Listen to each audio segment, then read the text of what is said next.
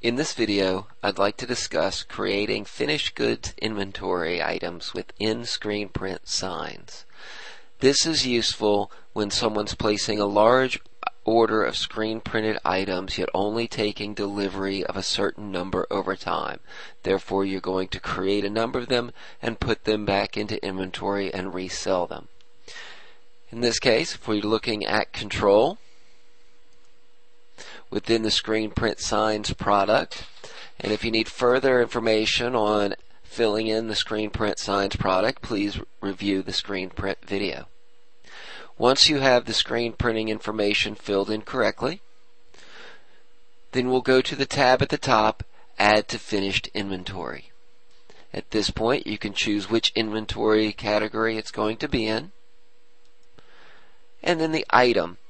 If the item already exists and you're just going to refill that inventory, you can select one from the list or choose a new inventory part to create an entirely new part to be placed in inventory. In this case, we'll say create a new inventory part, and then we want to give it a name. We're going to enter the name.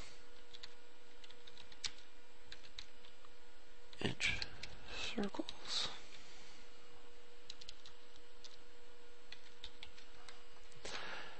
The cost, there's no real need to enter a cost at this point.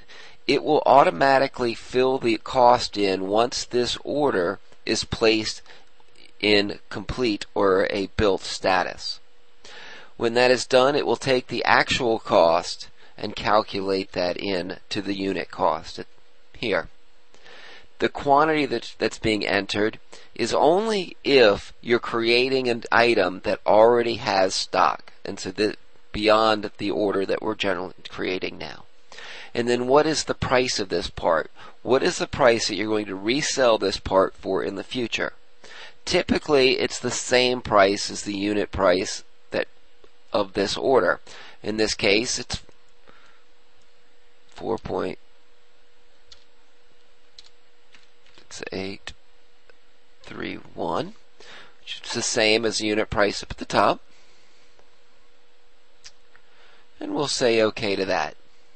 Immediately that part was created, added to inventory, and it now sees that I'm adding 100 of these back in inventory. And since my original order is only for 100, that is a remaining 0 balance. And that for this order, or this line item in this order, is really just a fulfillment, an inventory fulfillment order. Now, if we wanted to use this for both, I could say 50 of these are going to be put into fulfillment for future use, and 50 of them are going to be sold at this time. You'll notice it's now, my unit price stays the same, yet my total is now for only the quantity of 50 rather than 100, with the assumption that these other 50 will be put into inventory and sold at a later date. Okay, now once we've added those to inventory, we may want to now resell them. For that, within Control, under the miscellaneous items, you'll see a finished goods product. If we open that finished goods item, select the category that your part was entered into, the part itself, and how many they're ordering. You'll notice our unit price is what we entered before with some rounding, because we're now in a retail, and I can add how many I want to sell. Whereas that last order was adding those 100 in inventory, now I can remove them from inventory at quantities that I desire. If you have any further questions, please review our other videos or contact Serious Implementation Department. Thank you.